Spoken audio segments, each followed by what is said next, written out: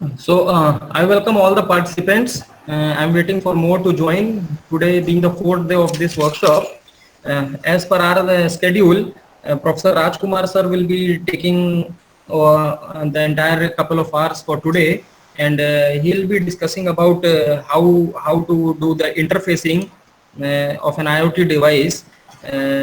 I believe he'll be focusing on Raspberry Pi and how is he interfacing it through Python, and many more topics he shall be discussing. So please feel free to get the most out of his knowledge domain. I very well know how much he has to share. So these 2 hours may be pretty short, but he'll try, and we all will try to make the best use of this time. And please feel free to interrupt, unmute yourself, and ask anything in between if you have to. So now I hand over the session to Rajkumar sir, and I'm recording this session, sir. Okay. Thank you very much. Thank you, Dr. Nishu Gupta.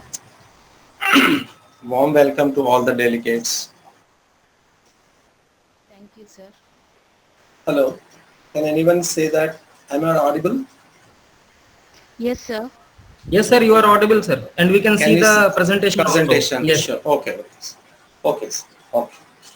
So here today for the first 15 to 20 minutes, we'll be discussing about the protocols which we are going to use in the IoT. These are the most common protocols which will be used in IoT. So totally we are going to discuss about the only 4 layers coming from the bottom about the link layer.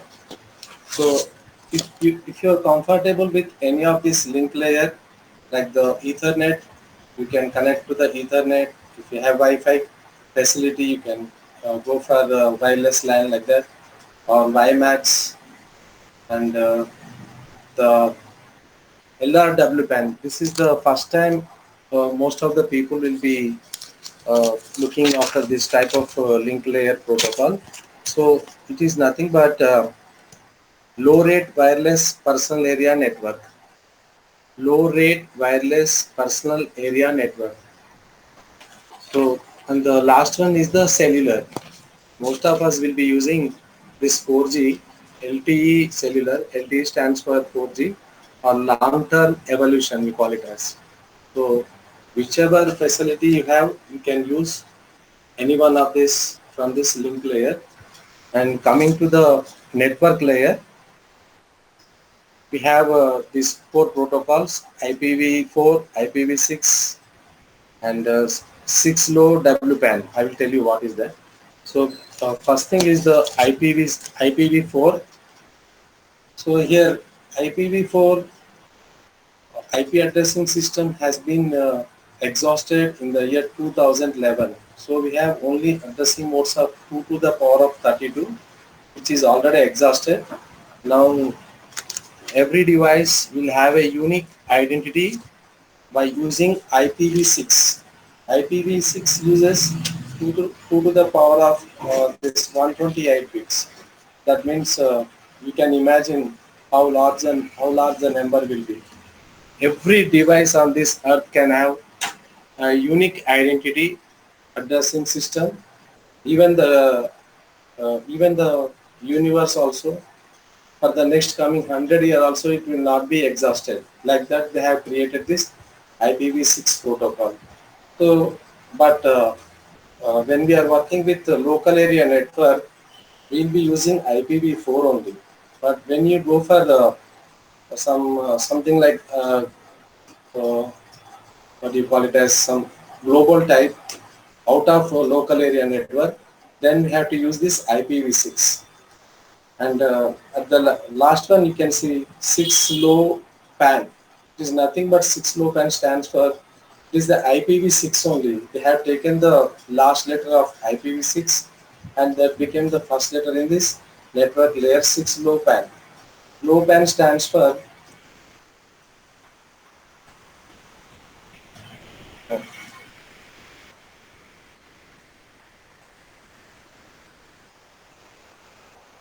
IPv6 low wireless personal area network. So in our IoT devices like the Raspberry Pi or any other devices which I told you in the last session, you can use this last one, 6LoWPAN personal area network. Under this Zigbee protocol will be come into existence, which is having a radius of 100 meters like that. And next, coming to the transport layer, TCP and UDP both are there. So you know the what are the pros and cons of TCP and UDP. TCP is a connection oriented and it is a reliable protocol, whereas UDP is connectionless and unreliable, but the speed will be very high. Like you can send 1,000 SMS at a time. TCP is like making a phone connection. If you want to make a phone connection to 10 people, it takes a lot of time. But sending SMS at an instance, you can send, you can select 10 or 50, 100 people at a time, and you can send the SMS like that. So UDP. So UDP is unreliable because we don't get any acknowledgement from the receiver. That is the main problem with the UDP. So here, if you're reading only sending or reading some receiving or sending any data which is not so important, then you can use this UDP layer as a transport layer. So if you are doing any mission critical projects like the patient monitoring system where it involves human life, then it should be a reliable protocol like the TCP. This is all about the transport layer. Now, I don't want to discuss much about this. Most of the people will be knowing about these pros and cons about TCP and UDP. And next, coming to the application layer, here almost the 5 protocols are very new to the people. HTTP is a very well-known protocol in the application layer, hypertext transfer protocol, where this World Wide Web, that will run on that. And it follows a request response system. That is, a client will make a request and the server will send the response. So it will be working on that, and it uses some commands like the get, post. If you have done servlet programming, something like that, people who are already aware of servlet programming, then they know about this HTTP protocol. Next, coming to the next one is called as the COAP. COAP stands for Constrained Application Protocol. So HTTP is usually used for machine to human generally. A server will be there, human will be entering some data as a client through the browser. He will send some request. If it is there available, if that resource is available in the server, it will send us the in the form of response. This is for HTTP, human and machine. Whereas in COAP, Constraint Application Protocol, here throughout the lifetime, the session will be only between machine to machine only. Human intervention will not be there. So that's why we call it as Constraint Application Protocol. And this also works on request response model only. Whenever one machine requests for some data from another machine, they will be interchanging using the COAP. It does not require any presentation like how we human beings require. So for that, they use the COAP as a protocol for the constrained devices and constrained networks. Constrained devices means HTTP protocol will be using lot of power resource while sending and receiving data. Because when we are doing on systems like the laptop or desktop, we doesn't know that feeling. But when you are operating that using a battery on a laptop, even within 20-30 minutes, the battery will be exhausted if you notice that one. So and coming to the this Raspberry Pi like devices, IoT devices, any IoT device, they are again power constrained devices only. So the power may be last for only 2 hours or 3 hours like that. So in order to save the power supply, we'll be using this COAP protocol, and moreover this network width also will be very limited. In such cases, this COAP will be used. And coming to the web sockets. You know about socket programming. If you are aware of web sockets, for establishing connection with one system to another system, like client and server only again. So here it is nothing but a full duplex communication over a single socket. Once the connection is established, it will be dedicated between these two devices, device 1 and device 2, and transmission will be in full duplex mode.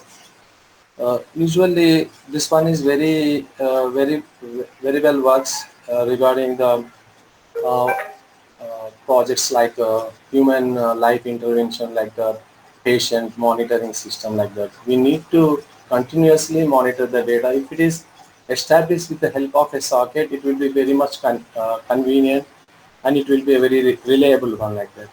Web sockets also use TCP IP protocol as the transport layer. Next,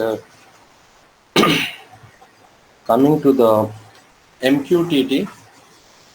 This MQTT is a message queue telemetry transport. Anyhow, I will share all the things, uh, full form of each of this. In the next coming slides also, we have some discussion about that. MQTT, message queue telemetry transport. So they are called as lightweight messaging protocol. So what do you mean by heavyweight and lightweight? As I said, HTTP is a heavyweight. COAP also up to some extent heavyweight. WebSocket is also heavyweight up to some extent. That means they require a lot of power supply for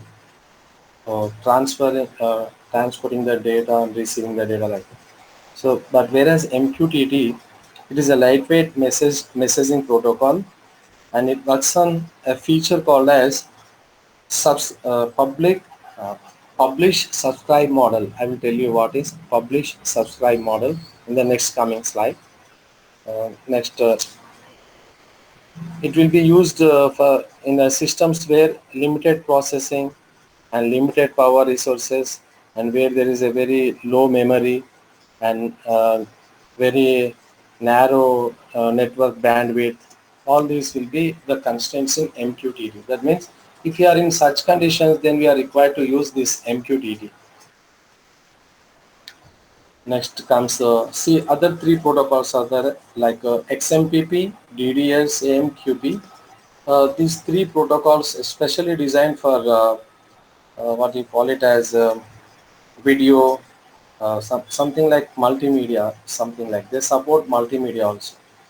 In the beginning, when IoT came into existence in the last few years, we have not given much importance for this XMPP, DDS, AMQP, but now they are playing a vital role, because using that uh, we can use cameras, high definition cameras, and we can process the image. Many such applications are built on this XMPP, DDS, AMQP. So during the image processing using IoT device, then we have to use all these three protocols.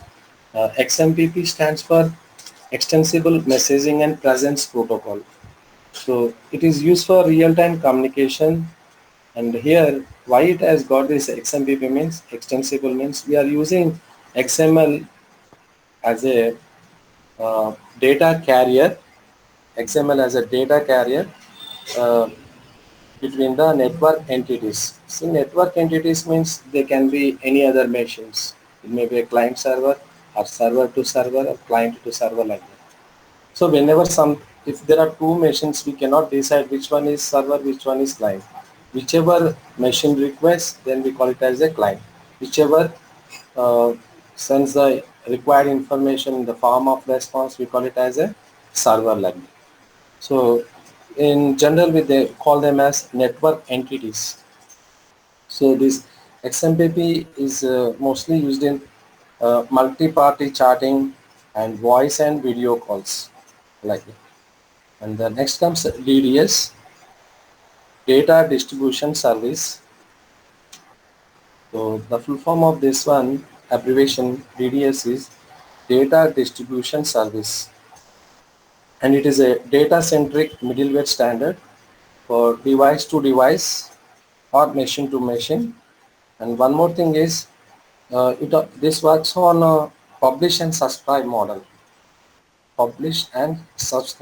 like the MQTT, but it will be using this multimedia things. And here one more thing is advantage of DDS over XMPP is that DDS have a QoS service. QoS stands for quality of service. Means the noise will be reduced up to large extent, and we get very good resolution of the images and voice etc. So, and the last one, AMQP, stands for Advanced Messaging Queuing Protocol. It supports both point to point as well as subscribe model, publish subscribe model. I will tell you what is this publish subscribe model in the next slide. But here we'll have one more object comes into picture, that is called as broker, which carries or receives messages from publisher and route them to the subscribers. So here, this is for the HTTP model. Here we have client, server, and resources. Resources are nothing but the database or the data which a client is requesting. So all these three are called as some three types. That means client can reside on one machine, server can reside on another machine, resources can be on another machine. If, for example, if you take MySQL database, it will have a server and it have its own port number also, on which it is running, and along with this IP address. So here usually client will be sending a request to the server, and the server will receive that request and process it. That means it will search for that particular request, whether it is there in the resources or not. If it is found, it will be sent back as a response to the client. Otherwise, some error message will be sent. Like so, and this is a stateless communication model. Usually, as I said, it will be running. This will be used for HTTP, hypertext transfer protocol. All the web pages, as I said, servlet programming, JSP programming, MySQL, for such PHP, all such things works on this request response communication model. Now coming to this, we are many times we are talking about publish subscribe communication model. Here, first thing you have to be clear about who is a publisher and who is a subscriber. For example, there are many newspapers. For example, Hindu paper is there. He is called as a publisher. And subscribers, that means consumers are the people who subscribe to that particular newspaper. Only those people only will receive the newspaper. In the early hours, we will see that small boy will be distributing that newspaper to each and every person who are only subscribed, not to everyone. So they may be a number of consumers. Consumers means we people, ordinary people. Only those people only will be receiving those particular topics. So some newspaper agencies, they will be maintaining more than one type. They may be also maintaining weekly newspapers also, or weekly magazines or bi-monthly magazines like that. So that is called as topic 1 and topic 2 like that. Whoever are registered for those topics, only those consumers only will receive the topics from the publisher. Is it clear, sir? Audience, please respond. Is it clear? Yes, sir. Okay. So in the network, in IoT also, all machines need not receive the data from a particular publisher from one machine. For example, there are A, B, C, D machines are there. only A and D machine need to, A and CD need to share the data from A, like that. In that way, they have to compare like that. So this is called as publish subscribe communication, because unnecessarily sending unnecessary data to all the machines, it is a big overhead regarding the power supply as well as network bandwidth. It may become a congestion at the traffic routing like that. So here at the last line you can see, I'm pointing there, MQTT, DDS, AMQP. These three protocols are designed using publish subscribe communication model only. Like the difference between publish subscribe communication model and push pull communication model, I want to tell you. So in publish subscribe communication model, there is one small disadvantage is there.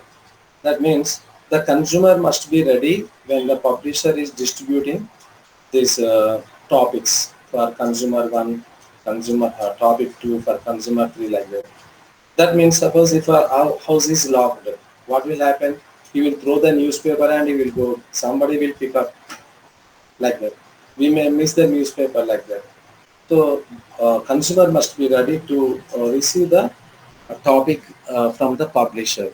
Here, a broker is the mediator who will connect the subscribers with the publishers. So when coming to the push-pull communication model, instead of losing this data, loss of data, in order to avoid the loss of data, they have gone for queues. So here, the consumer may not be readily available at the time of this publishing topics. So the publisher, he will publish the topic in the queues, in the form of queues. So these queues play a vital role like the buffer. Whenever the consumer is ready, he will pull the messages from the queues. Publisher will push the messages into the queue, and consumers will pull the messages from the queues. It is like, for example, in some houses, in front of the gate, they will put some box like.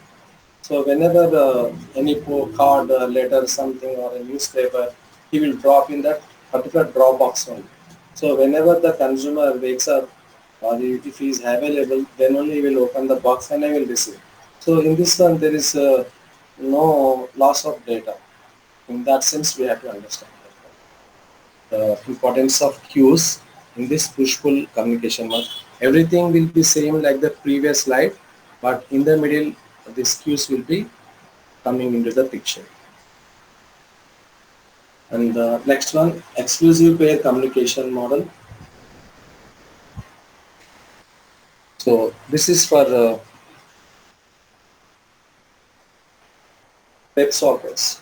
WebSockets are based on this exclusive pair communication model.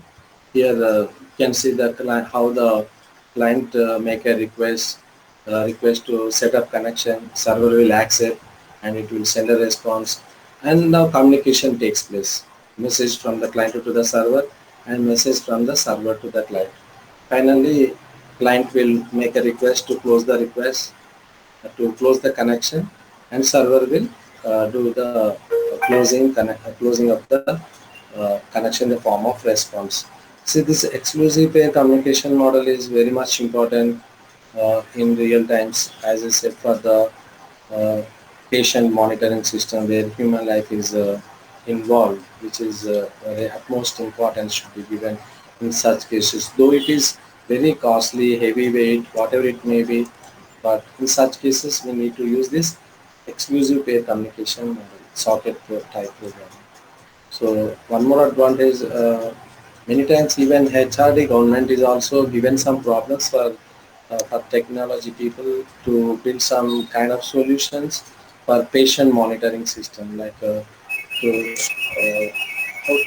have to monitor their blood pressure, heartbeat, and all this. You know, in this COVID situation, this remote patient monitoring system is very much appreciable if somebody do such kind of project. In such cases, we use this exclusive pair communication model. That's why I'm focusing little bit more on this topic. Next coming, okay. So we are using any of the protocol. Most of the time, they are called as REST-based communication APIs. So here, REST stands for Representational State Transfer. Is a set of architecture principles. So we need not to know everything about the REST protocol. Internally, we'll be using this REST protocol itself. But we'll see how this is going to be like this. So here, in order to use this REST-based communication protocol, the client must be aware of this REST communication API. So that means in order to make any request, this HTTP client to make any request, it must be of REST aware client. Next, in coming to the HTTP packet, you can see some HTTP commands very similar to the HTTP protocol, but here we have only limited four commands are there, HTTP commands: get, put, post, delete. Only four methods are there. So already you must know what are this stands for. So when you're writing any solid program from HTML program, what we do is uh, method is equal to, we'll put get or put or post, something like that we'll write generally. So first we'll write the URL, action is equal to some URL space, and method is equal to get. So there are some differences while sending the data using get, put, post like this. And another one is the delete command. So you have to specify. We don't use all four commands at a time, but we have choice for only one command to be chosen out of this four. And next, coming to the down one, that is REST payload. So here we have two carriers of the payload, means we will take away this packet. So that is called as the JSON, and another one is the XML. So JSON stands for JavaScript Object Notation. JavaScript Object Notation, and XML stands for Extensible Markup Language. Now JSON has become a very what you call it as mm, very much important payload for writing all this type of programming in IoT, not only in IoT, even in artificial intelligence, machine learning also. I have seen such code.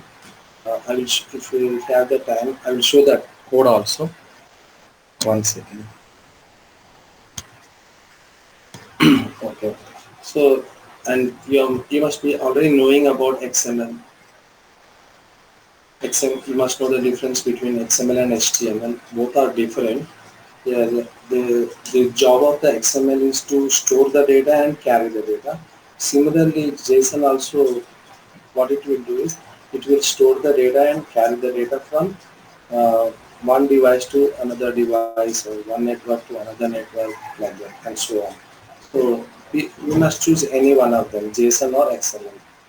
And coming to the HTTP server, HTTP server needs some authorization, whether that HTTP client request is from authorized HTTP client or not, like that. Some user ID, passwords, encryption, decryption, such things will be there. We need not write anything. Everything will be taken care by the REST-based protocol itself. Next, RESTful web services. In that we have these resources. Resources means in what way you are storing the data. That is, whether you are storing the data on any database or ordinary file, data file. So you have to open that file. If it is a file based, you have to open the file and read the contents, like that. Or if it is a database, again we have some authentication should be done, user ID, password. If it is an Oracle, then have to use Tiger Spot as a password, like that. Or you have to create your own database, DSN, we call it as data source name. Then you will be permitted to enter into the database, and this HTTP server will search for uh, a request coming from the HTTP client and send back the data to the client if it is available. Otherwise, it will send a error message, something like that. So this is all about REST-based communication API. Next. See, IoT alone cannot sustain without the help of these other supporting technologies like wireless sensor networks. The next topic which we are going to see is in the last session. We'll be talking about the cloud computing, how to store the data from our IoT device to the cloud. So we'll see that one. And coming to the big data analytics. See, after storing the data, then we need to do some analytics on that data. Then only it is useful. Otherwise, there is no use of storing this huge data on the cloud. And the last one you can see the embedded systems. Embedded systems means, for example, washing machine is an embedded system. Air conditioner is nowadays whichever are available programmable almost. They are called as embedded system. Even camera also, any Sony any camera, if you take that one, it also contains some electronic equipment inside it. On board they are uh, and they are kept inside it. So we call them as embedded systems. So first we'll see wireless sensor networks. In IoT, in order to design some applications like smart agriculture or climate, analyzing the climate conditions, something like that, then we require WSN only. In short, we call that WSN. So here, WSN distributed devices with sensor are used to monitor the environment and physical conditions. Uh, Consists of several end nodes acting as routers or coordinators too. So as I said, for example, if you want to do a project on agriculture, smart agriculture or something like that using IoT devices, we don't suppose we require some 10 or 20 systems are required. So that means we don't buy 20 or 10 or 20 Raspberry Pis. Instead of that, we use Node MCU, which costs only 300 rupees, up 200, 300 like that. It is available. So they are called as nodes. Those nodes will be kept here and there around that 1 acre of land, for example, and they will be acting as a routers. All of them will be acting as a routers because they have to transfer data from one node to the another node. In that, only one of them will act as a coordinator node. So the job of the coordinator in our classrooms also, what we do, there are some 60 students are there. We'll make one of them as a coordinator for CR we call it as just like class um, representative like that. There will be one coordinator. This coordinator, what it will do is it will collect the data from all nodes and also acts as a gateway that connects this entire WSN to the internet. So all the data which is collected from all the nodes will be held with this coordinator. This coordinator will push the data to the internet, to the server or something like that using the.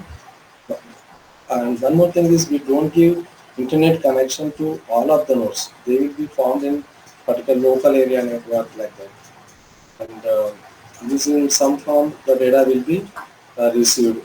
Here previously we have talked about so many types of these protocols. Depending upon which one we are comfortable, then that we choose one of them like that.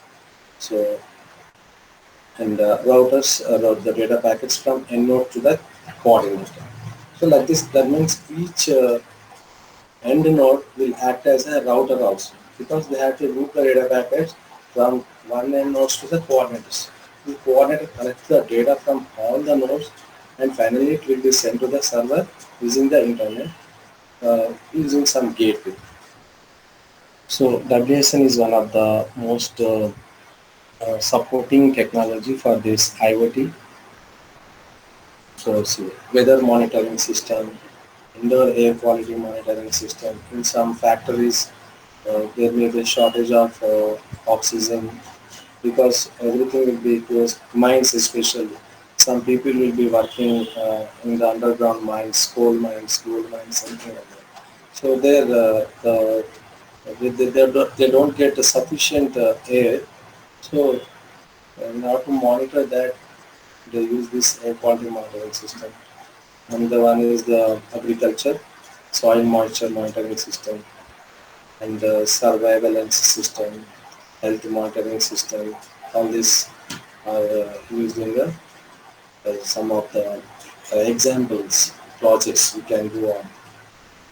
Mostly in such cases we'll be using the Zigbee because it works around 100 meters radius. This Zigbee protocol, like Bluetooth, it works for up to 5 to 10 meters like that, whereas Zigbee, its radius is 100 meters. So within the 100 meter, uh, each of these end nodes they can communicate each other and fetch the data. The data will be very low, that is 10 kb to 50 kb. Why I'm saying this 10 kb, 50 kb means especially 40 to 250 kb per second data will be transferred using this Zigbee protocol. Because, for example, if you take a weather monitoring system, here we have a temperature sensor, something like that. What does that temperature sensor generates? It generates small data, small amount of it. The number will be just integer value like something, or sometimes real values also, like 10, 15, 20, 100, 60, like that. So that kind of data. So it doesn't go in gigabytes or something unless we use high density videos like that. The size of the data will be very less when dealing with this kind of IoT sensors. Next, coming to the cloud computing. So most of us know about what is a cloud computing. It delivers application services over the internet. So before going practical hands-on experience using cloud computing, a small discussion about that one. Provides computing, networking, storage resources on demand. So here in the next session we'll be seeing how to create an account, how to store your data on that particular cloud, and how to uh, you perform some kind of calculations, analysis, that is analysis part. All this comes under providing computing, networking, and storage resources on demand. But luckily, what we have, one provision we have, that is they will give us a 30 days period as a trial period. Within that time, we have to learn everything. Again, if we want to use that cloud, you have to enter into it with different credentials. Again, you have to create another account with a different name and user ID and password and your email ID, something like that. I will show you all this in the coming session. And cloud computing has some services, IaaS, infrastructure as a service, and platform as a service, EaaS, PaaS means platform as a service, and finally software as a service, SaaS. So these are all available uh, on demand. That means we have to pay what pay and pay as you use. We call it as pay as you use. So after the trial period is over, if you are satisfied with their services, then what we have to do is we have to pay the money for that. Maybe on a monthly basis, daily basis, weekly basis, depending upon how much you are using their resources, like that. Some metering will be there. Based on that, we have to pay the money. This plays a very important role, cloud, in our any project, because as I said, IoT devices are very tiny in nature. They cannot afford lot of memory. They don't have memory on board. As I said, we use only SD card as a main resource, which have limited capacity. Maximum 128 GB may be available in the market. Beyond that, immediately system will stop. Okay. After storing the data, these people, they are also giving us one more service called as data analytics. So the data which you have stored on the cloud need to be analyzed. So this big data has come into existence because of its volume, velocity, and three V's are there. Okay, variety, volume, velocity.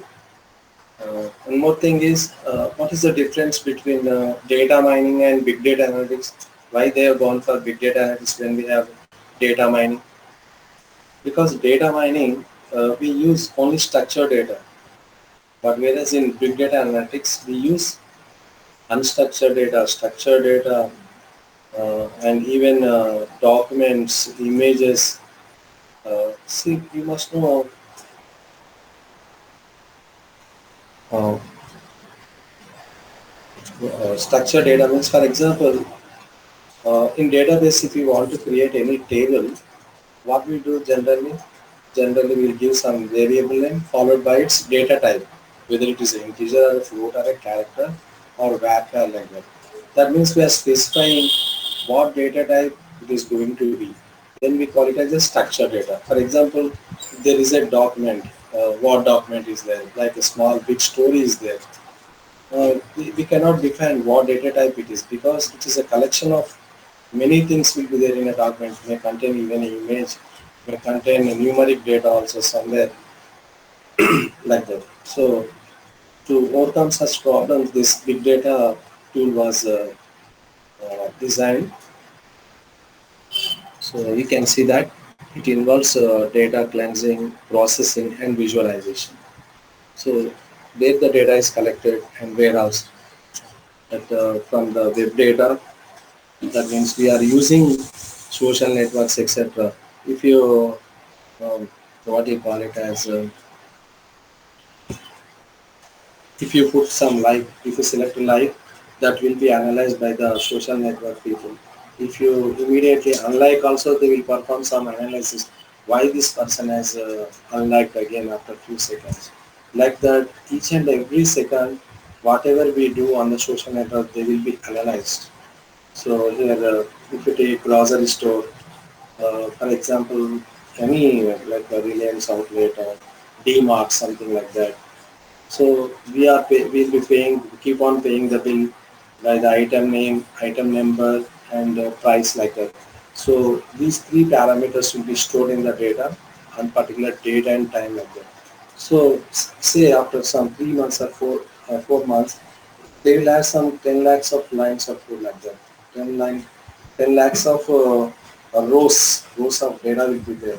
So using that data, they can analyze uh, which type of item is very much sold at this particular location at what time. Such kind of analysis they will do. Unnecessary items will be removed or they will not order for unnecessary things like this. For example, during summer season, they don't sell all these blankets like that. So during summer season, they don't what do you call it as skincare items, something like that. During the winter season, we require these kind of things. So like that, we can do so many kinds of analysis and bank credit card transactions. So here, based upon how many transactions are doing per day and how is your history of repaying, based on that, the bank people will be consulting us to increase the limit also like that. So all such things will be done using this big data analytics. Okay, next coming to, okay, this is all about the big data analytics and regarding embedded systems, as I said, the last one, embedded systems. Usually, every electronic device, electrical appliances, they are embedded with some kind of hardware and software using some microcontroller like air conditioners and all that.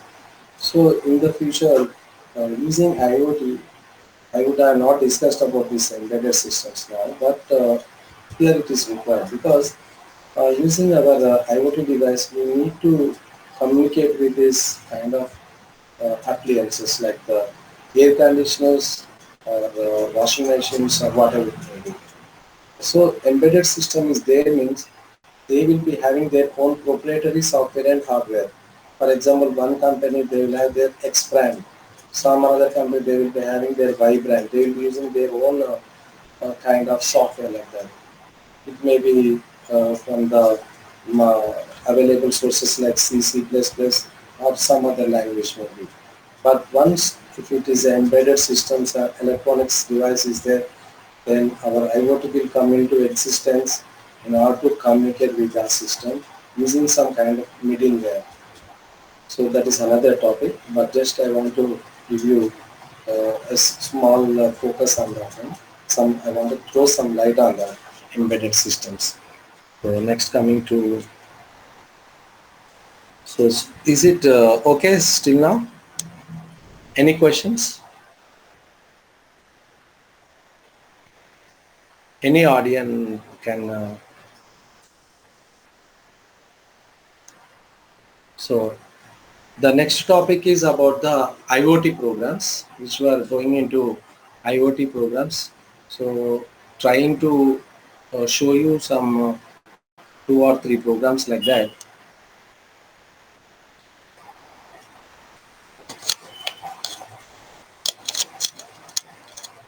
Okay. So here basically, is it audible? Please someone Yes, sir, respond, you are please. audible. Okay. Okay. This is the one small program generally we do for testing, like the Hello World program. So I will show you the execution also very soon. So already you have learned this Python programming in the previous session. So here first few lines, that is first 2 lines are for the import statement, Raspberry Pi dot GPIO. GPIO stands for general purpose input output, and we are also importing this time package in which we have some methods called as sleep method like that. So we use this time dot sleep method. So later I'll talk about that one. So here first 2 lines are for importing the GPIO library, and coming to the third line, GPIO dot set mode. So GPIO dot BCM. That means we are going to use the layout of the numbering. In the last session I told you about this one. There will be a layout for the pins. So totally we have 40 pins. Every pin will be having some different number, not like 1, 2, 3, 4 like that. We are using a different way. Whatever the number is written for that pin, that number only we are engaging here. So we are setting that mode to GPIO.BCM. Another method is GPIO.board, B-O-A-R-D, board. So both types are available. Board means the old type. Now this is the very accurate type, and new learners will get confused if you use the previous one. So better uh, people who are learning very new to this IoT, better we have to use this method, GPIO.BCL. Immediately that mode will be set. Next thing is we are setting the output pin as a 18 as the output pin. GPIO.setup 18. 18 stands for pin number. Pin number on the board. Those GPIO pins. Then I will show you that one pin will be labeled as 18. That we are going to engage is as a output. That means some power supply will be coming from that one, and that particular pin will be engaged. Here, like we have try catch exception handling is also there in Python programming. Here, when you are working with any hardware devices while writing programs, something may go wrong. So in order to avoid these runtime errors, so we use this try and except exception. So in Java language, many people will be knowing about try catch block, something like that. Very similar to that. The entire code is embedded in between this try and except. So here that means whenever suppose the program will be in run mode only, because we have an infinite while loop. That means while loop is infinitely it will be executing. Whenever you press on any button on the keyboard, immediately you will get a message keyboard interrupt, and you will exit from the particular while loop, and we will exit from the program also. So for that we are using this try and except. So that exception is type of keyboard interrupt, that is nothing but. Now coming to the while true. So this as I said, this while true will be executing entirely unless we press any key. Like that, the program will be executing. So here again GPIO dot output of 18. 18 means again the pin number. So GPIO dot high. High means we are turning on the LED light. Again time dot sleep. Wait for 1 second, and we'll get a message like this. Print that is on off on us. Sorry. We'll be getting some output messages on and off for every second. Next, after print on, if you see the next line, GPIO dot output, again the same pin number 18, it is set to GPIO dot low. Low is the constant value. High and low are called as the constant values. Instead of numbering, we are using directly low and high. Many ways are there. This is one way of handling these GPIO pins. If you do this program yourself, then you'll get lot of idea about that one, because it took 1 day for me when I was learning this subject. I was very much confused, panic like that, something like that, because if anything goes wrong, they threaten me that board will burn. Nothing will happen, but we don't use high voltages. Only 5 volts and 3 volts will be there available. Using that volts, nothing will happen to the board. Okay. Next thing is the time dot sleep. So sleep is a method from the called as the time library. We are using the sleep function for 1 second. Wait for 1 second, and we will get the off, which will be printed on the screen command prompt. So if unless you interrupt it, the program will be keep on running for uh, infinite time, unless you press something like that on the keyboard. Once you press something on the keyboard, immediately it will stop executing, and you will get the output as keyboard interrupt.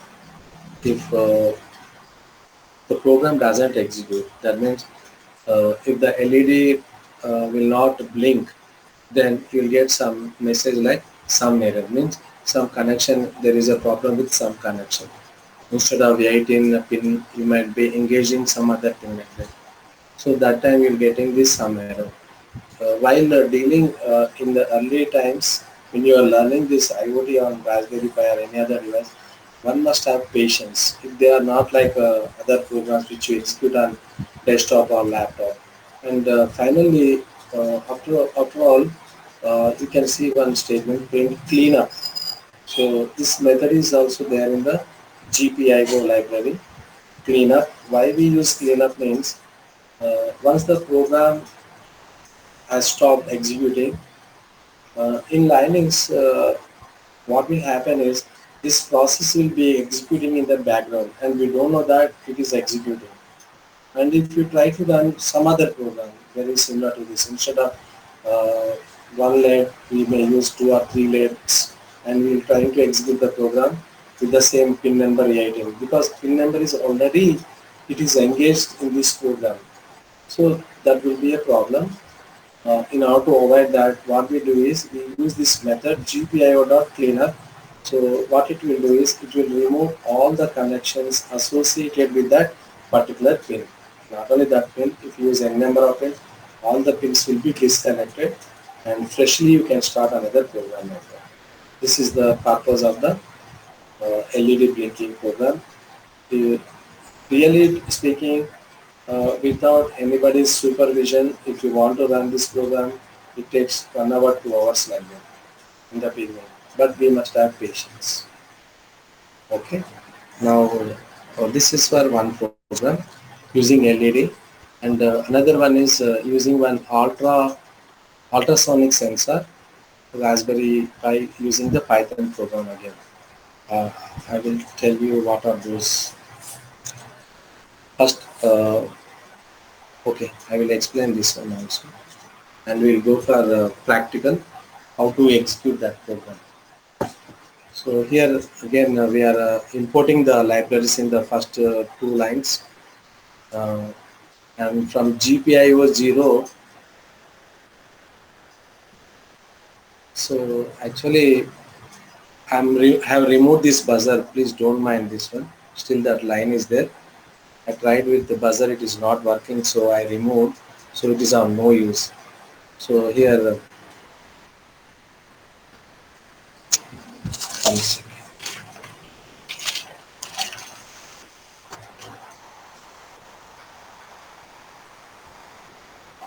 So from another one is from time package we are importing this sleep module. You must know the difference between package and a module. A module is a collection of functions and classes, and a package is a collection of modules and sub-packages. So what does a module contain then? Again, the module contains collection of functions, predefined functions.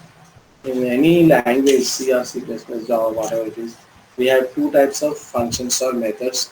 One is system defined, another one is user defined. Whatever function we write, it is called as user defined. Other things they are called as system defined. Some other people have written and kept in the library that we are trying to use. This is for sleep. Next one, GPIO.set mode. This time we are using GPIO.BCM old method. Um, ultrasonic sensor contains totally these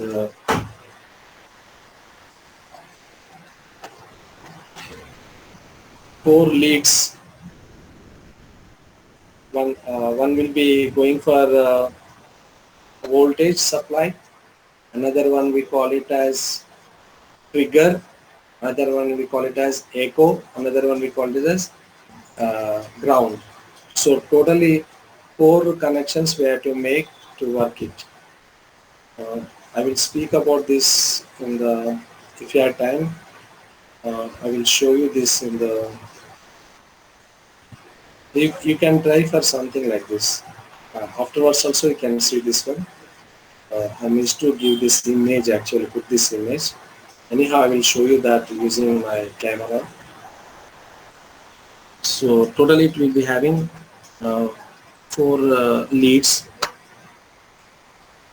So usually every sensor will be having at least three leads, means three ends will be there. One for power supply, one for ground, another one is for data.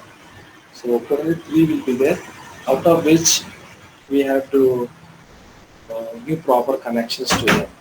So in that what we are doing is for GPIO trigger we are using pin number 18 as the for the GPIO trigger.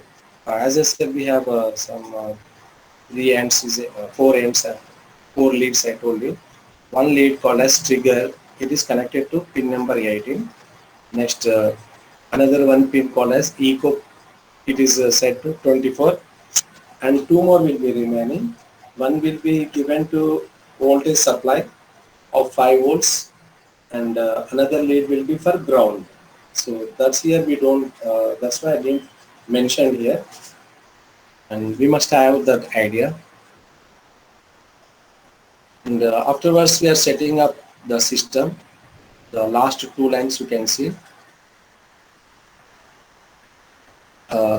Trigger is used for GPIO.out and echo is GPIO.in. So in ultrasonic sensor, what it will do is it sends some signals uh, in the air, something like that. If any blockage is there in the middle, again that signal will be echoed back. You know about a bat, some animal, flying animal, bat. So the bat doesn't have eyesight at the night time. It will be flying with the help of this ultrasonic system only. So it will be sending some signal. If any obstacle comes in between, it will calculate the distance, in what distance that obstacle is there. So like that, this ultrasonic sensor will be working. So it will be working as a GPIO.in. Here we have a method called as distance. a function, we have written one function called as a distance. Finally, it will return as a distance value that will be calculated for centimeters. Some value will be written in form of centimeters. For that, we have taken all these equations. Please don't think in another way. So, so here trigger, set trigger to high. That means power supply will be engaged. It will be timer will be set to sleep mode for some fraction of a second.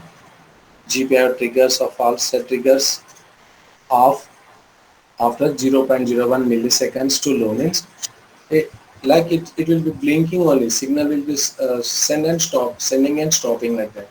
So whenever the signal goes and come back to the ultrasonic device, that time we call it as start time and stop time. So they are also calculated.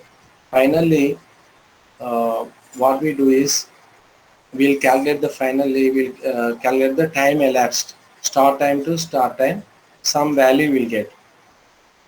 So that elapsed time into 34,300 means the ultrasonic speed will be measured in 34,300 centimeters per second. Like it is like conversion of Fahrenheit to the centigrade, something like that. That equation we have taken from that, nothing more than that. Otherwise, we'll be getting some different kind of values. Finally, after entire calculation, this distance variable will return the distance. Means this entire function, distance function, will return some value in centimeters. So here distance is equal to distance. Here we are calling the distance function after while true. That means this is also a this while loop is executing infinite number of times. So another variable we have taken dist is equal to distance. That means whatever value has come from distance function, that will be assigned to the this dist variable. So have given some condition like if distance is less than 100, then it will give you some message like this. That means within 100 feet, if there is any obstruction is there, it will give that alert as a obstacle ahead, and it will also give us the in how many centimeters distance it is there. That is the obstacle is there ahead of time. Or else it will give us a message like no obstacle, everything is clear, some message like that. So this will be repeated for every second, time dot sleep of 1. Next, again the keyboard interrupt. We are putting this again in the try block. Exception handling we call it as, to avoid runtime errors. If anything goes wrong, then that should be handled properly by this try exception block. And finally, if you press any button, immediately it is stopped by user. That message will be given, and finally you have to clean up the entire system, that is Raspberry Pi, pins, everything like that. We call it as GPIO.cleanup like that. So the way to use this kind of ultrasonic sensors means for blind people, we can create any project for the blind people. There are some projects like that, blind man stick, something like that. The stick will calculate the distance if there are any obstacle coming from side like that. That we can use like that. This is all about the ultrasonic. These are the two programs which I am going to demonstrate now. Wait a moment, just I am going for the setup.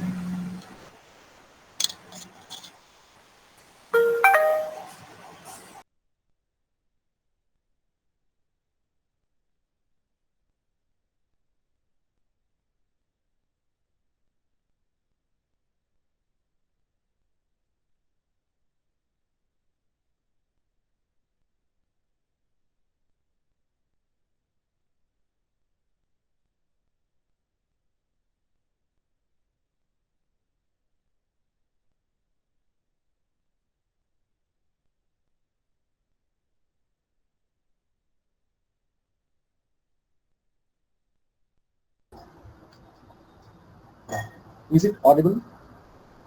Hello. Yes, sir. Audible, sir. Okay. Sorry for the problem. Small technical problem. Okay. Now I'm sharing the screen.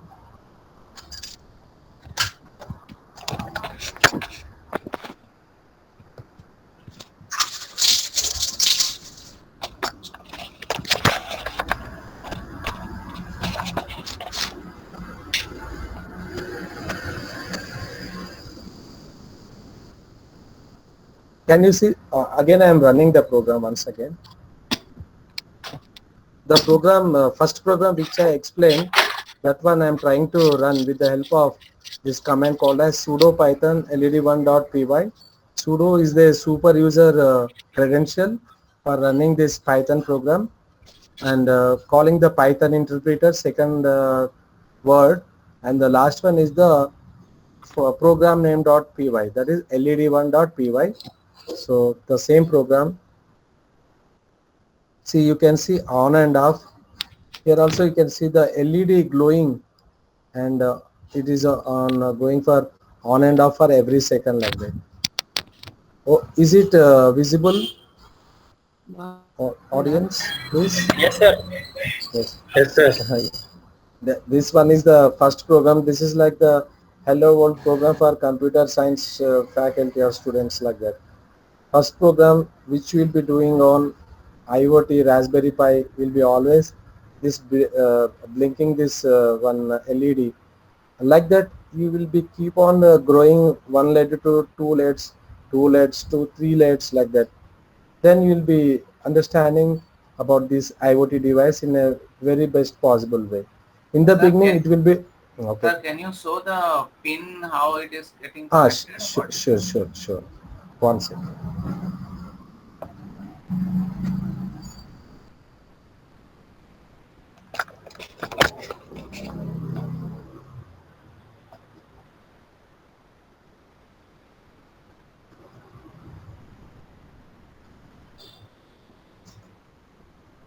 So here in the program you can see I'm engaging pin number 18.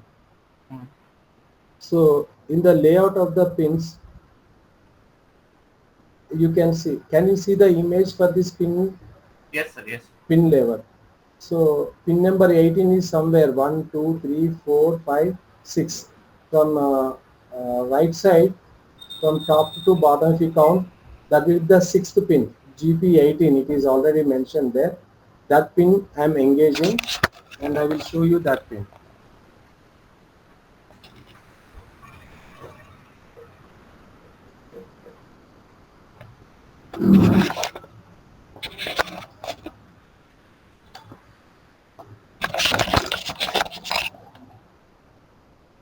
See this blue color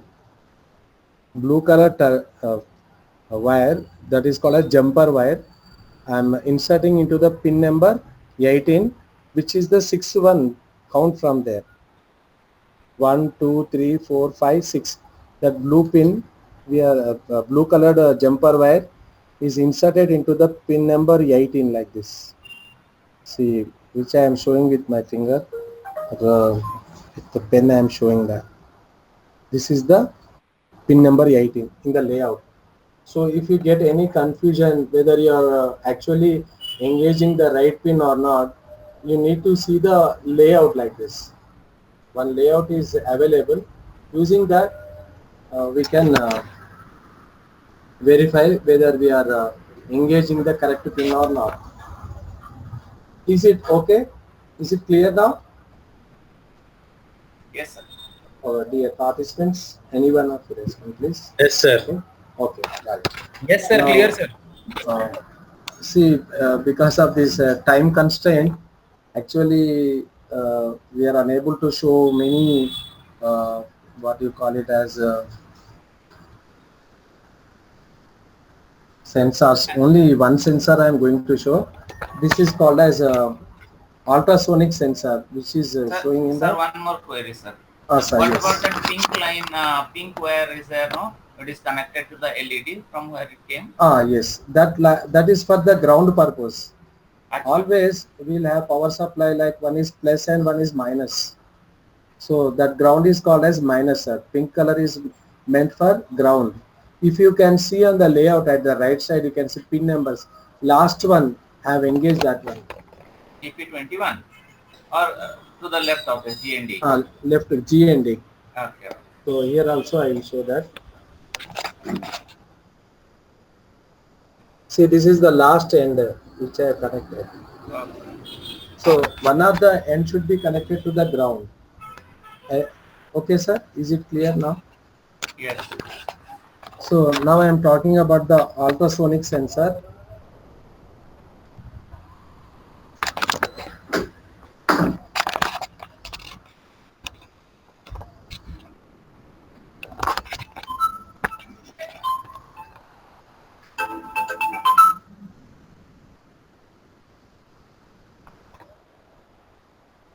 So you can see totally we have, I will show you it.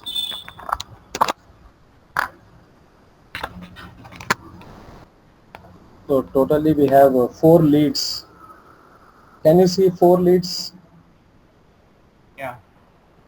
First one is called as the VCC. It is used for supplying voltage, 5 volts supply, and the next one is for engaged for triggering, and the next one is for echo, and last one is again the ground.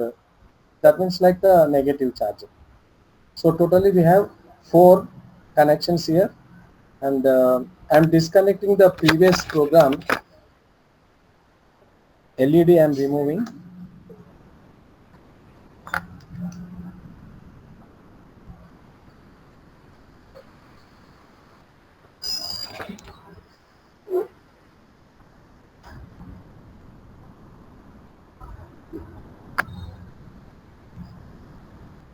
Okay.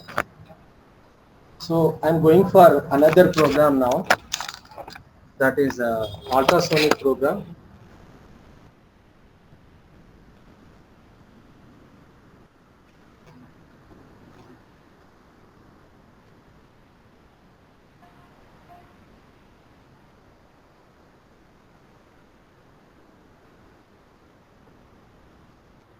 Second program is all about the ultrasonic sensor.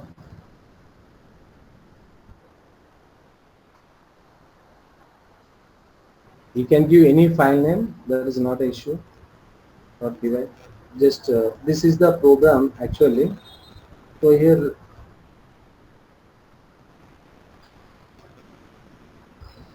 so totally we are engaging 2 pins. Is it visible? Yes, sir. Visible. Just I'm highlighting those 2 lines. GPIO underscore trigger is equal to pin number 18 will be engaged for that one, and another one is GPIO echo, that is for 24th pin. So 2 pins are engaged for that one, and the other 2 pins, one will be going for ground, another one were for power supply of 5 volts. So here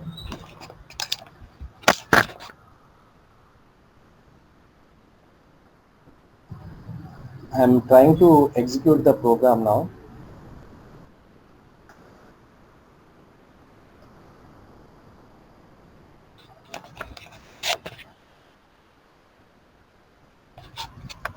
I will show you with some video also. So this is the ultrasonic sensor. There is an obstacle which is away from 77 centimeters. Means there is, in front there is one door. My house door is there, which is almost 77 to 83 like that. Now what I am trying to do is I am going to put my hand in between like this. Some asterisk. See, you can see the changes in the readings. I am just 5 centimeters away from the ultrasonic sensor. Is it visible? Yes, sir. Like that. So I'm slowly moving my hand. Again, the range also will be changing. See, like this. So this kind of project you can do for should not say that blind people. for differently disabled people. For such people, we can create one blind stick like that. Using this kind of sensors, we can put a buzzer also. We have done this project in our college classroom, college.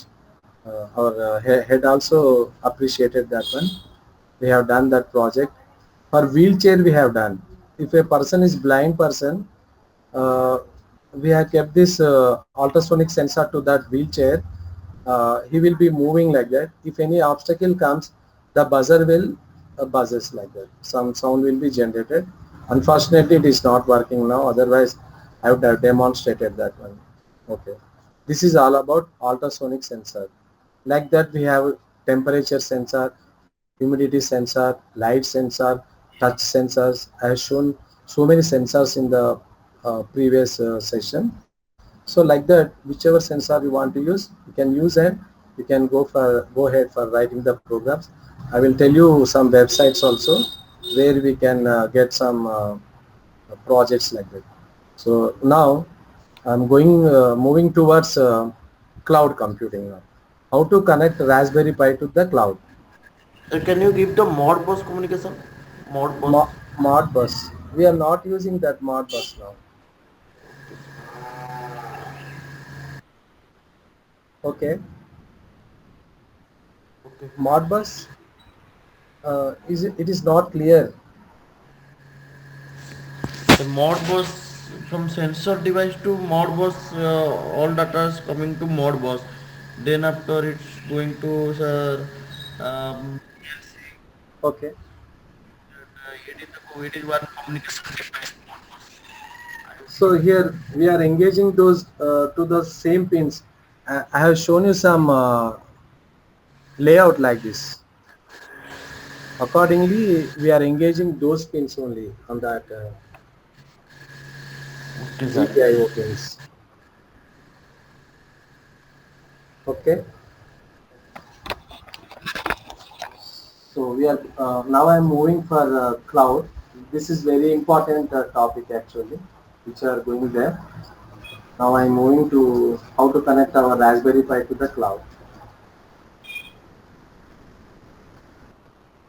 So there are mostly 12 popular cloud platforms for IoT. One is ThingWorx 8 for IoT platform. So here I will be talking about only the names of the cloud platforms. If you type in Google, automatically it will land you in that particular website only. There we'll have some options like registration, something like that, and you have to create your account there. Using that account, mostly they will be asking for user ID, password, and some email, mobile number like that. So simply if you do that, you will be account will be open for you. This is one such site, and another one is recently Microsoft also launched IoT suite on Azure for this IoT developers, and I haven't used all this, but what I am trying to say is these IoT facilities are available, sites are available for connecting to the cloud. That is my main intention. And Google Cloud's IoT platform is also there. Fortunately, it provides huge storage, and cuts the cost for server maintenance. And we can use some applications, already pre-built applications, like intelligent application, IoT, that is artificial intelligence, like that. That you can they run very efficiently and also scalable. You can, that means you can grow from one IoT device to 1,000 IoT devices. That is called as a scalability. And using another service that is big data analytics, you can also analyze the data. So these are the facilities available with Google Cloud IoT platform. But what I noticed is they'll be asking for the credit card details. Then I have declined that one. This one is very important. IBM Watson IoT platform. This is a very powerful one platform. And along with that, we'll have some supporting softwares like artificial intelligence, machine learning also. These kind of features also available. So see here, you can see from third line from the bottom, it is second, and cognitive systems means learning systems using artificial intelligence like that. You can easily connect them. They have added data sensor and weather data services also. This is for IBM platform. As the time is running out, just I'll be moving to next one. Amazon Web Services. This is also there. Just I want to tell you that these many platforms are available that much. Maybe whatever from whichever platform you are convenient, we can use that platform. Cisco is also there, most powerful in networking, uh, data and voice connectivity. They have their own specialties. Each vendor, they will be having their own specialties like device and IP session report, data and voice connectivity, flexible deployment options like that.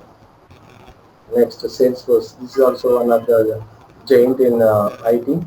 Salesforce. They are also providing IoT cloud. So they have given all this technology optimized real-time event processing, customer engagement, enhanced data collection like that. And car IoT platform is an open source, luckily. So it does not ask for any credit card details like that. So once it is an open source, it is free for everyone. And another one is from Oracle IoT platform. Recently, they have launched this platform for IoT. Earlier, they used to focus on Java as well as databases.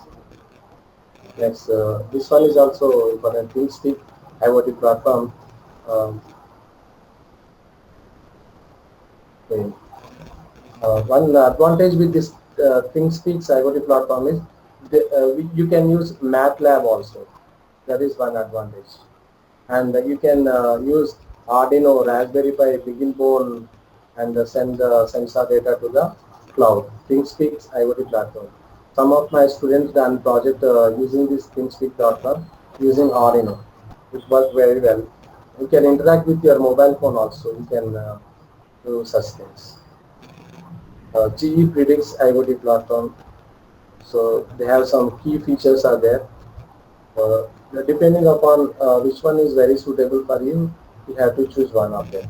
This one we are going to demonstrate on this UBI DOS IoT platform, and most of the time I'm doing projects on using this UBI DOS only. Now we'll see how to use this UBI DOS.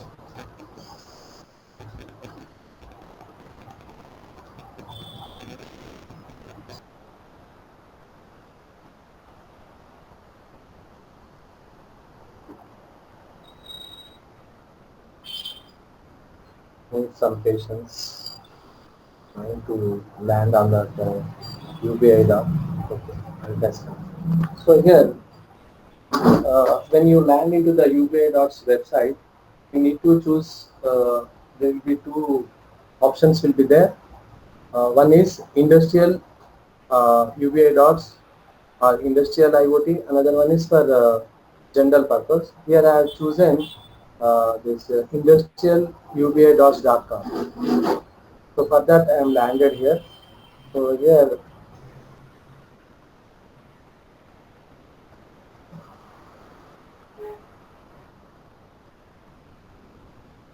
first thing is you have to discover the device. You have to connect the IoT with some LAN cable, and IoT device also must be internet connected. Here I am using Wi-Fi. So here again freshly I am going to do. So for that what I am trying to do is I am going to delete the device also.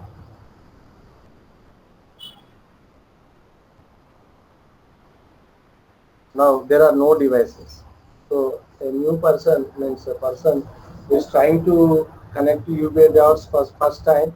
You will see this kind of control on your desktop in the browser. So here, if you try to look for devices, it won't show us anything because there are no devices connected to the UBI docs from our side. So for that, see, it is showing this message. There are no devices created. So for that, what we have to do is, first step is, the previous program is running.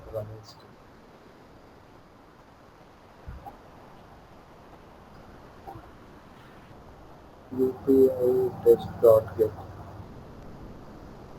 Okay, dot.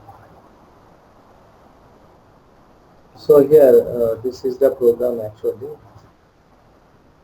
I will show you in,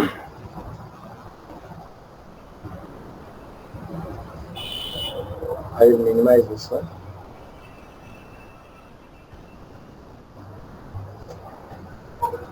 I'm going to open one IDE tool. Only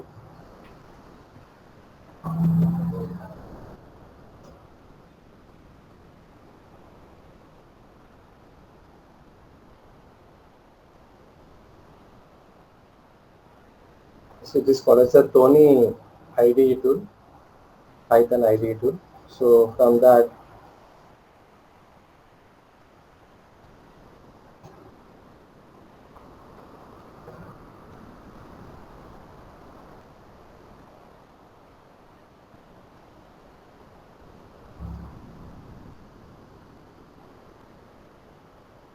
so this is the program. Here we have to import three packages, that is request, one is random, and another is a time. Here, apart from all these three, the first one is the very important one, request, for making HTTP request, something like that. Second one is for generating random numbers. What I have done in this program is I am doing some simulation and generating some random numbers, random values for three sensors, that is a temperature sensor, humidity sensor, and position, that is latitude and longitude. So these four parameters will be created using this random package. And next the time. Here, after creating after creating your account in UBI dot, once you go to the API credentials, at the right side you can see some small symbol like some human symbol, that is user symbol. There you go for this API credentials. So if you click on the API credentials, it will give us one token, default token. Is it visible, this default, some token is there? BBFF. It is a system generated. Simply what we have to do is, we have to copy and paste in the Python program in the Raspberry Pi. So BBFF, this is some unique value. It is auto generated by our API key. So it will generate one token. It is token means it is like a ticket for our program to communicate with the UBI dot server. Whenever our application is requesting to connect for the UBI dots, first the token will be verified whether it is this request is coming from the authorized user or not. So for that, it will generate one token like this. This token, what we have to do, copy and paste within our program, that is Python program. In the Python program, here I have written here like this: BBFF 7C359. Same, I just copied and pasted here. This will be the authentication for me. So that means for my application, if it matches with the one stored in their server, then it will give us permission to grant permission for us, and we can interact with the UBI dot server. The next one is device name. You can give any name. Here I am giving Raspberry Arcade, something like that. You can give any name, Raspberry Pi, something like that. Next variable is called as the temperature variable. delay time is 1 second. Like that, we have a function called as get where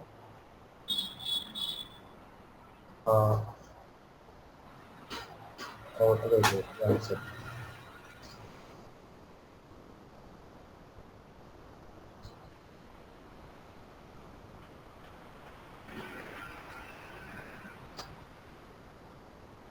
Oh, sorry. Okay, please consider this one. Some modifications yesterday I have done. Okay, this one. So as I said, three variable token is this value, and the device label is Raspberry Pi RK. Anything you can give, and we are taking totally three variables: temperature, humidity, and position. And in the definition, we are trying to build a payload. Payload means using JSON, we are going to create all these three variable values. For temperature on simulation, this value will be ranging in between like this. For latitude, longitude, 34 to 1 to 1000 like that. And for other variables, there is some value like that, 34 to 36. Randomly they will be creating, and finally post request means to send the entire data as a payload. This request will be sent to the UBI dots. Here, this is the URL http s insecure industrial.ubidots.com. This is the URL followed by our token. Here we are giving the token variable already, which we have assigned here at the top list. Some value we have assigned with BBF, this one. So this will act as a credential for our program for this entire request. When it uploads, if everything goes well, you will get some message something like this: a request made properly, your device is updated. Otherwise, you will get a message after certain attempts. Still, if it is not able to send the data, post the data in the UBI dots, you will get some error message. So now what I am going to do is, first time when you are created account and when you are creating a new device, first thing is you have to run this application in the Raspberry Pi. Immediately we will get message like this.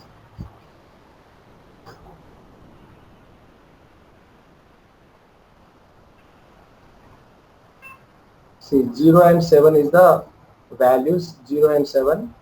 One is temperature, another one is next thing is 47, 71, -9, 43. Randomly these numbers are generated. Actually, if I connect this sensor to the Raspberry Pi, we can do like that also. Okay, now I will show you on the, we'll go to the UBI dots now. Now once we started that program, now device will be created for us. You can choose, so many devices are there, among which I'm trying to, okay. Once again I'll select the device.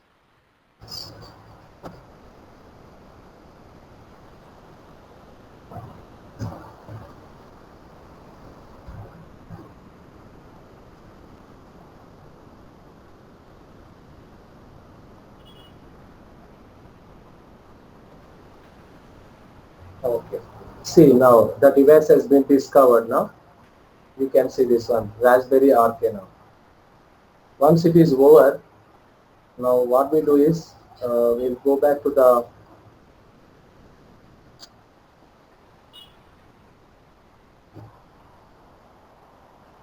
the dashboard.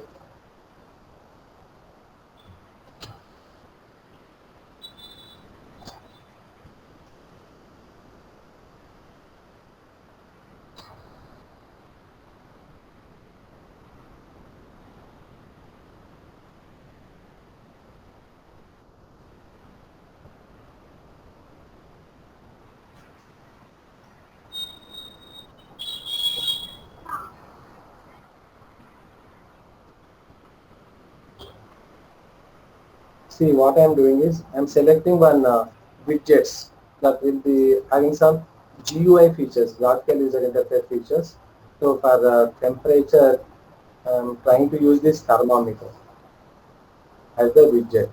So here you have to give the name thermometer widget is there. Okay, it is okay. Now I have to choose one of the variables. So totally 3 variables we are sending. So if you check on that, see we have totally 3 variables: humidity, position, and temperature.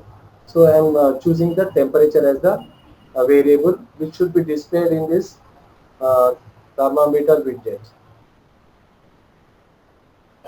Finally, you have to select the check mark, that is okay. See, now you can see the thermometer widget. Nextly, what I do is I will go for another one, that is humidity.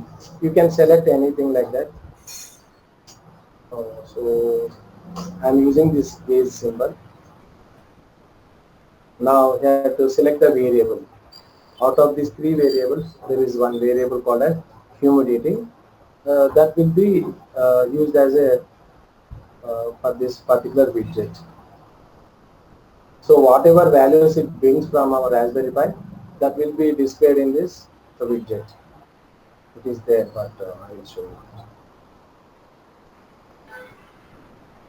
Previously, I have created all this. I am removing the screen is becoming very short.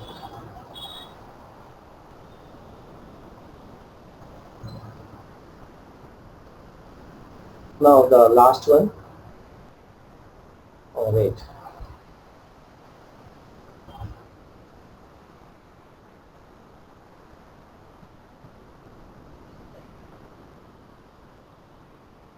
Now I am connecting the third one as a map. Now to select the device as well as the variables.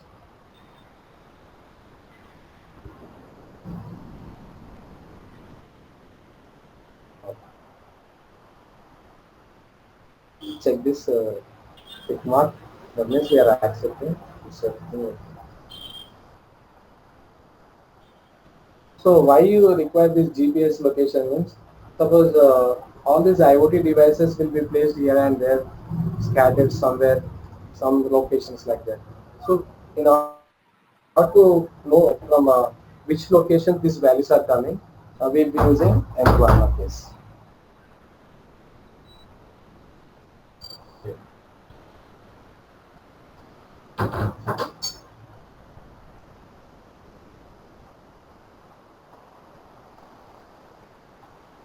I'm executing from wait to be a test one.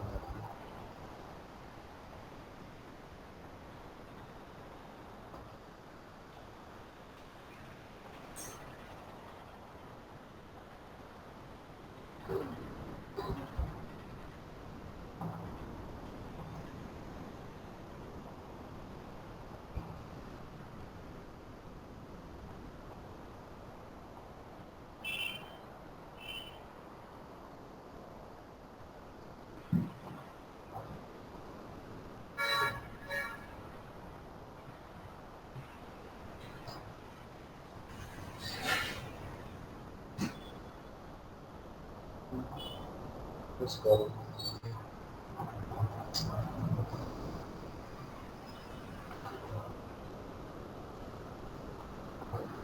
Right. See, like this, I will show you the widget as well as this output also.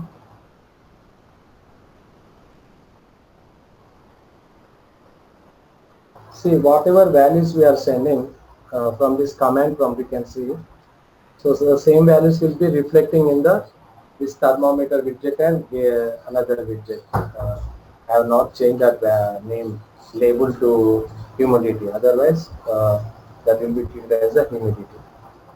Is it okay now? For example, cold storages are there. So we need to maintain some temperature inside it. It may be minus 15 degrees or ranges from 0 degrees to minus 15 like that. If the temperature increases, all the things which are stored in that the cold storage will be spoiled. So in such cases, if you keep this kind of IoT devices, and you can monitor from anywhere. See, if anything goes abnormal, you will get an what we call it as some kind of message using your email or your phone also. That is also there. That we call it as I'll show you events.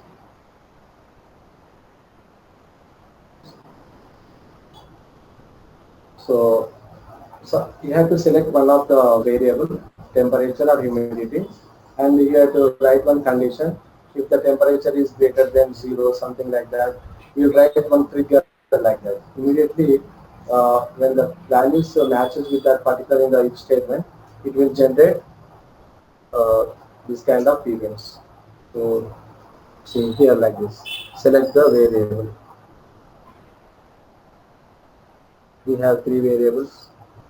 So let us talk about the temperature. Select. See a condition. It is value, numeric value. You can do like less than or equal to or greater than 0. Greater than 0. For how many minutes? 0 minutes. Next thing is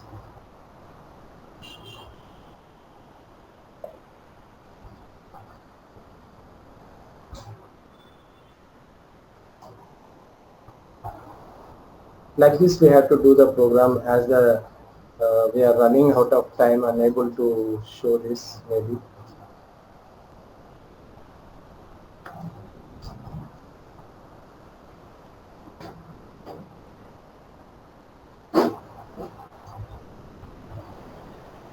See, like this we'll get options. If you have a Telegram number, then you can write the, of course we don't have that plan for this one. You can send email otherwise like this. You can write the message also like something like that. Some dangerous, some alert message like that.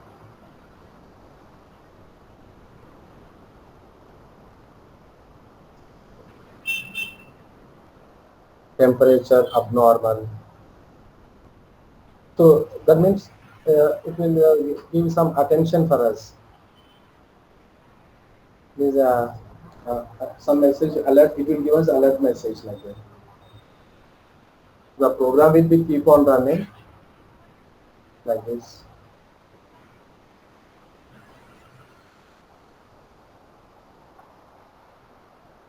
I will go back to the dashboard.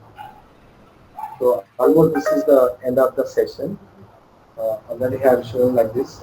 If you practice, definitely you can do this program without anybody helps. So on the map also it will show us Google Map. It will show the location of our device where we have put like that.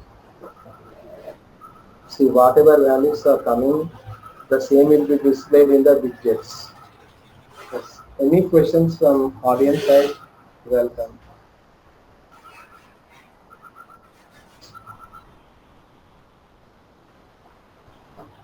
This is the end of the IoT device connection to some cloud platform where we'll be storing the data. All this data will be stored unless we remove our account or delete our account like that.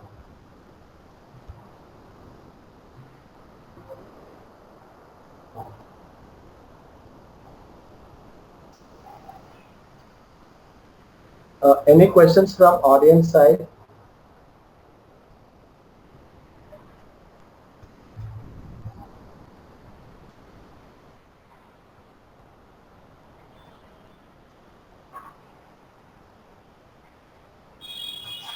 Yes.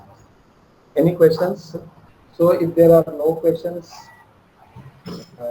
Sir, some of the participants have posted their queries in the chat box. Like, okay, we will share the videos.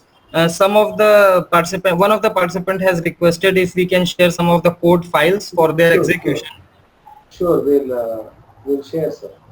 Okay, thank you, sir. And sir, like I could also see so many things you have discussed in such a short time. So, Yes. so like some platforms you have used, UB, IDOTS, something Yes, like sir. that. Yes. Right, sir. So many of the things are new for most of us. So, sir, Yes. if possible, please share those links and those names Sure, so that sure, we sir. can try ourselves later on. Sure, sir.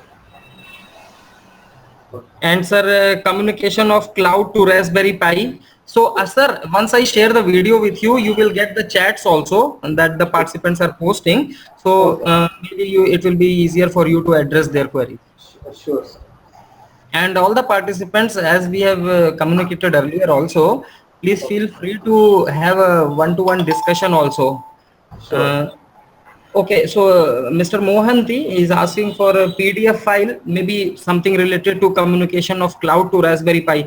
So whatever best Professor Rajkumar can manage to share with you all, I am confident he will do he will do that. So please don't worry. Please just give us some time regarding the videos. For the second and third day, we'll share today. For the today's video, we'll share tomorrow, and whatever material is available with us to be shared, we'll definitely do so. Sure, sir. I will create one PDF steps how to connect our Raspberry Pi with the cloud platform. Step by step will be discussed in that particular PPT or Yes, sir, PDF. that will be great, sir. That Sure, will be we'll great. share with you. Yes, sir, that will be great, sir. Because On right that, now we could learn so many things, but later on we may forget those things. So if you'll share that, it will always be available with all of us. sure, sir. So participants, thank you for today's session. Tomorrow we have session with Professor Ariel from Brazil, and same time, same link. Please be available, and tomorrow will be the last day of our 5-day workshop. So thank you for joining us. And thank you, Professor Rakesh sir, for being present throughout the session. Thank you, Rajkumar sir, for the wonderful session. Welcome. And I hope to see you all tomorrow, 4 p.m. Thank A you. small request from my side with the audience. Yes, sir. So even on offline also you can reach me. I'm sharing my email ID and mobile number also. Whenever, if you are really working on that, if you want any help from our side, we are ready to offer that help from our side at any time. Okay? Sir, your email ID is already with them. The first day Yes. PPT that I presented, that carries your profile and your email ID as well. Okay.